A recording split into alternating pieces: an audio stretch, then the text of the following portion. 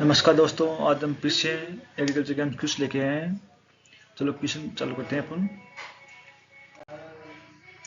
First question है, organic manure mainly improve, यानी organic manure है जो सॉइल के अंदर क्या इम्प्रूव करता है। अपन जो फार्मर्स फील्ड के अंदर डालते हैं उसे ऑर्गेनिक मैन्योर से, जैसे एफओएम हुआ, वर्मी कंपोस्ट, ग्रीन मैन्योर हुआ, इनसे क्या इफेक्ट पड़ता है सॉइल के अंदर। चलो क्वेश्चन ऑप्शन देखते हैं अपन। फर्स्ट ऑप्शन है सॉइल टेक्सचर ओनली इम्प्रूव करता है, soil fertility and structure, soil colour, soil temperature. देखो, सॉइल टेक्सचर को कोई इफेक्ट नहीं पड़ेगा, चाहे अपन टिलेज करें, ऑर्गेनिक मेन्यू डाले, इससे कोई इफेक्ट नहीं पड़ेगा। ओनली सॉइल टेक्सचर को, सॉइल फर्टिलिटी एंड स्ट्रक्चर को अपन इफेक्ट पड़ेगा, इंप्रूव करेगा ये ऑर्गेनिक मेन्यू। तो राइट आंसर होगा वो soil fertility and structure. Next question है, which of the following is an organic manure, यानी निम्न में से कौन सा ऑर्गेनिक मैन्यूर है। फर्स्ट ऑप्शन है यूरिया, सेकंड है डीएपी, थर्ड कंपोस्ट, फोर्थ है एमओपी। जो इसका राइट आंसर होगा वह कंपोस्ट। यूरिया के अंदर जो ये ऑर्गेनिक फर्टिलाइजर है, इसमें नाइट्रोजन की मात्रा 46% पाई जाती है एंड कार्बन की मात्रा 20% के आसपास पाई जाती है इसके अंदर। डीएपी के अंदर फास्फोरस 46% पाया जाता है और नाइट्रोजन परसेंट पाया जाता है 18%। म्यूरेट ऑफ पोटास के अंदर फास्फोरस 46% मात्रा पाई जाती है और नाइट्रोजन की मात्रा 13% पाई जाती है। राइट आंसर इसका कंपोस्ट होगा। अगला question, organic manure is rich in, organic manure सबसे ज्यादा कौन सी मात्रा में पाई जाती है। ऑप्शन देखते हैं अपन। माइक्रो न्यूट्रेंट ओनली पाया जाता है, मेजर न्यूट्रेंट पाया जाता है, हुमस पाया जाता है, ये केमिकल पाया जाता है। जो इसका राइट आंसर होगा वो हुमस होगा। अगला क्वेश्चन है, farm yard manure is prepared from, यानी एफओएम कौन से मेथड से बनाया जाता है, प्रिपेयर किया जाता है। उसमें होगा देखो डंक, यूरिन प्लस लीटर।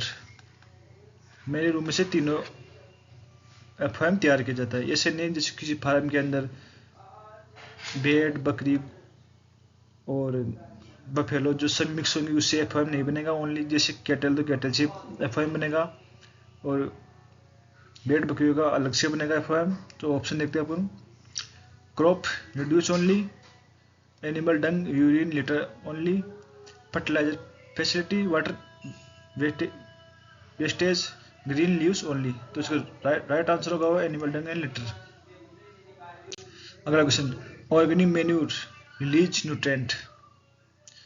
जो ऑर्गेनिक मैन्यूर है वो कम से कम भी 3 ईयर तक न्यूट्रेंट रिलीज करते हैं धीरे धीरे फील्ड के अंदर। बट इनऑर्गेनिक जो भी फर्टिलाइजर है वो हैंड टू हैंड इमीडिएटली अपना इफेक्ट डालते हैं फील्ड के अंदर। जैसे ऑप्शन है immediately, slow, not at all, only summer season में। जो ऑर्गेनिक मैन्यूर सारे के सारे जो भी है उस फील्ड के अंदर धीरे धीरे इफेक्ट करते हैं अपन। एनपीके जो भी मात्रा इसमें पाई जाती है धीरे धीरे फील्ड के अंदर अपना इफेक्ट करते हैं वो। अगला क्वेश्चन है, बायो फर्टिलाइजर, जो भी बायो फर्टिलाइजर्स है जैसे एजोटोबैक्टर हुआ, एजल हुआ, बीजीए हुआ, क्लोस्ट्रीडियम हुआ, राइजोबियम हुआ, माइक्रोराइजा हुआ, वो सारे के सारे लिविंग माइक्रो ऑर्गेनिज्म है। वो केमिकल्स फर्टिलाइजर नहीं है, वो सारे सारे केमिकल, डीएपी हुआ, urea, MOP, ammonium sulphate, ammonium nitrate, वो सारे वो होते हैं केमिकल फर्टिलाइजर्स। अगला क्वेश्चन है, राइजोबियम हेल्प इन, राइजोबियम जो हेल्प करता है वो नाइट्रोजन फिक्सेशन में हेल्प करता है। और जो फास्फोरस में जो इफेक्ट वो फिक्सेशन करता है वो करता है माइकोराइजा। मेनली जो ये पूछा है राइजोबियम के लिए, तो नाइट्रोजन फिक्सेशन करता है वो। राइट आंसर इसका नाइट्रोजन फिक्सेशन होगा। अगला question, Azotobacter is mainly use. Option देखते हैं अपन, लेग्यूम क्रॉप्स के अंदर, नॉन लेग्यूम क्रॉप्स के अंदर, फ्रूट क्रॉप्स के अंदर, फ्लावर्स क्रॉप के अंदर। जो एजोटोबैक्टर है वो मेनली लेग्यूम्स क्रॉप के अंदर होगा वो।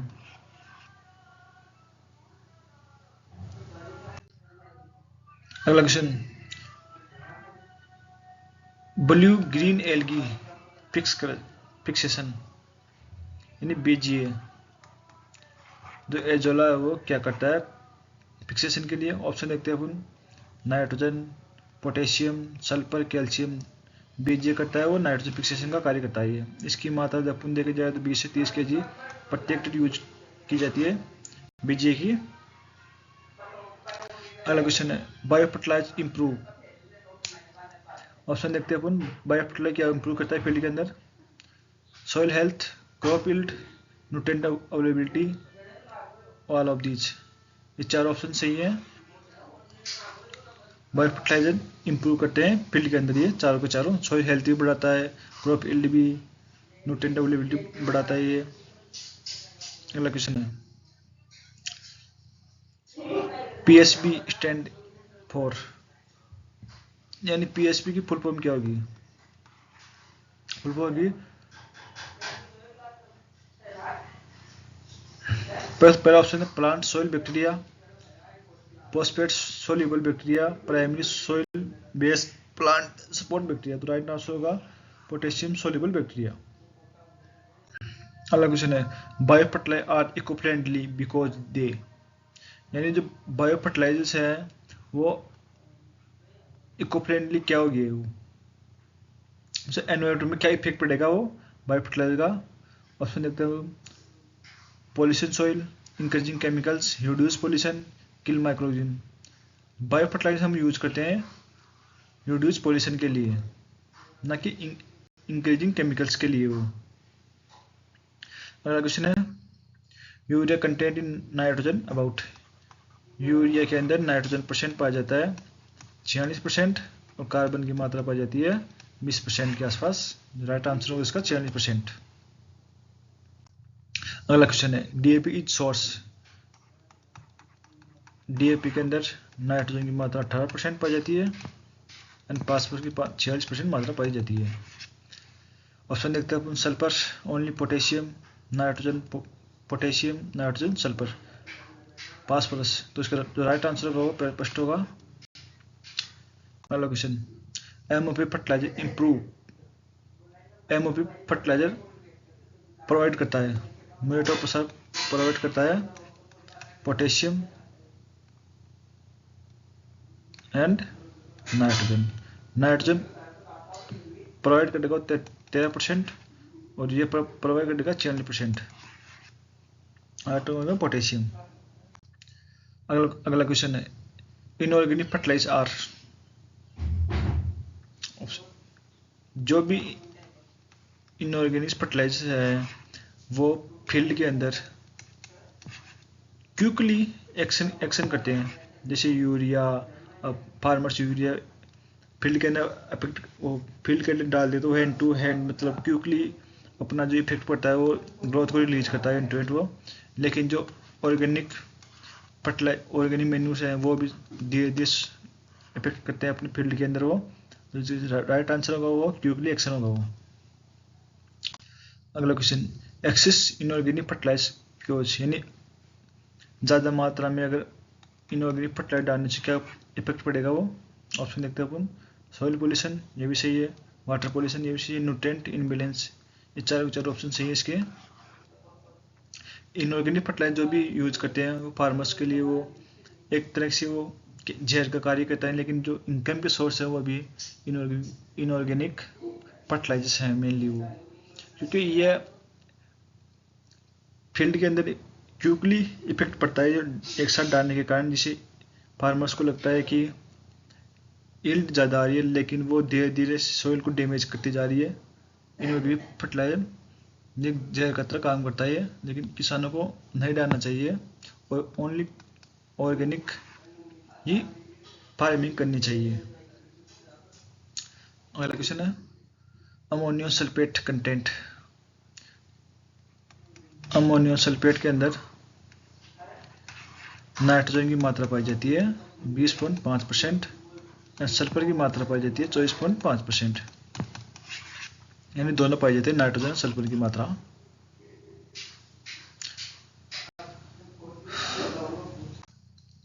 एसएसपी स्टैंडर्ड कहता है सिंगल सुपर फास्फेट, कैल्शियम की मात्रा, फास्फोरस की मात्रा, सल्फर की मात्रा। सल्फर की मात्रा पाई जाती है 12%, पोटेशियम की मात्रा पाई जाती है 12% और कैल्शियम की मात्रा पाई जाती है 19%, लेकिन 0.3% इसमें मैग्नीशियम पाया जाता है। जो राइट आंसर होगा इसका होगा फर्स्ट, सिंगल सुपर फास्फेट। अगला क्वेश्चन है इनऑर्गेनिक फर्टिलाइजर मेनली सप्लाई। जो भी इनऑर्गेनिक फर्टिलाइजर हैं जैसे यूरिया, डीएपी, एमएपी, वो सप्लाई किया करते हैं organic matter, specific nutrient, microbial humus. यानी जो इनऑर्गेनिक फर्टिलाइजर्स हैं वो स्पेसिफिक कोई न्यूट्रिएंट्स प्रोवाइड करते हैं। ऐसे नहीं जैसे अगर अपन एफआईएम लेते हैं, इसमें तीनों पाए जाते हैं, एनपीके 0.5%, 0.25%, 0.5%। लेकिन जो यूरिया अगर किसान अगर फील्ड के अंदर डालेगा तो ओनली वो नाइट्रोजन प्रोवाइड करेगा, ना कि वो फास्फोरस एंड पोटेशियम प्रोवाइड करेगा। जैसे डीएपी अगर फार्मर्स फील्ड के अंदर डालेगा तो ओनली वो nitrogen and phosphorus he provide कराएगा, वो स्पेसिफिक न्यूट्रिएंट ही प्रोवाइड कराएगा। जो ऑर्गेनिक मैन्यूर डालेगा ओनली वो ऑर्गेनिक मैन्यूर डाल सकता है। इसका राइट आंसर होगा वो स्पेसिफिक न्यूट्रिएंट होगा वो।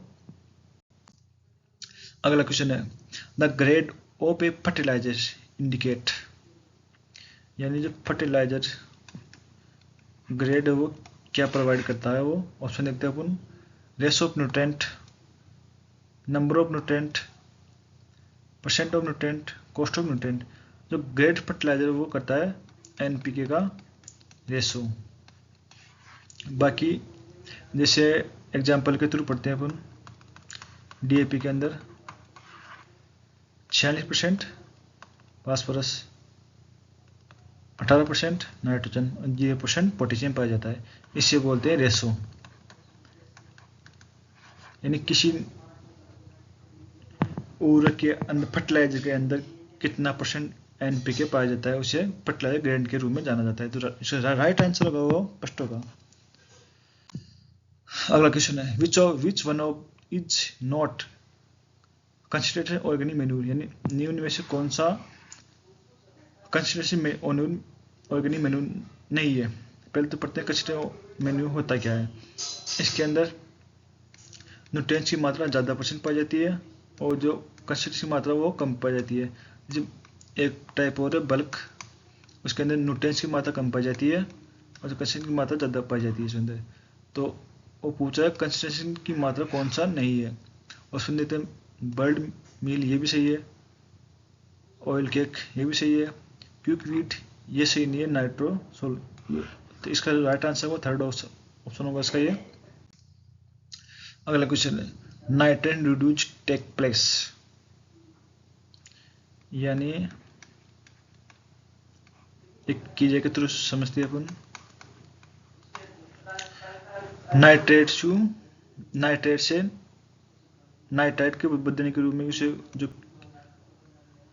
प्लांट का जो भाग होगा वो साइटोप्लाज्म के रूप में काम आएगा। वो नाइट्राइट टू अमोनिया के रूप में जो काम आएगा वो आएगा क्लोरोप्लास्ट।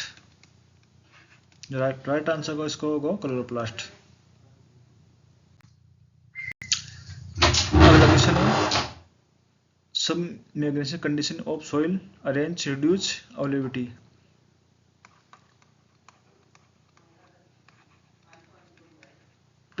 पैडी फील्ड के अंदर अगर सब मैग्नीशियम कंडीशन होने पर फास्फोरस की अवेलेबिलिटी इंक्रीज हो जाती है, बट Fe और M1 की टॉक्सिसिटी बढ़ जाती है। और जो रिड्यूज होता है वो होता है कॉपर एंड जिंक। तो इसका जो राइट आंसर होगा वो जिंक होगा। अगला क्वेश्चन है नाइट्राइट ऑक्सीडेशन टू नाइट्रेट, यानी अमोनिया से नाइट्रेट, इससे होगा नाइट्रोसोमोनास और इससे होगा नाइट्रोबैक्टर। तो ये पूछ रहा है नाइट्राइट टू नाइट्राइट की क्रिया होगी नाइट्रोबैक्टर के रूप में जानी जाएगी। जो ये जो रिएक्शन हुई है नाइट्रिफिकेशन किस तरह से।